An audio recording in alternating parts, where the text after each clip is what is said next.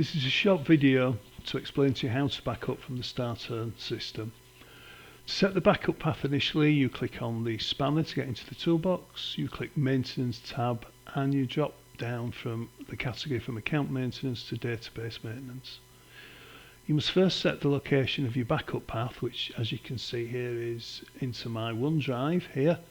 In my OneDrive I've created a folder called Backup, and in there I've created another folder called StarTurn. To navigate to where you want to back up, you can just go to here and click, and that will bring up a Windows Navigator for you to actually decide where you want to back up.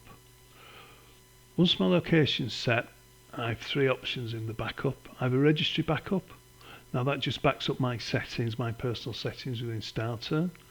I have a database backup, which just backs up the StarTurn database, and a full backup, which backs up everything with the exception of the database. So for this demonstration, I'm just going to do a database backup, which I left click. Then that brings me into the StarTurn folder, which as you can see here is my location.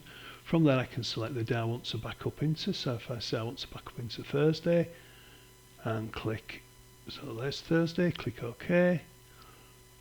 And that starts the StarTurn backup. And that completes it.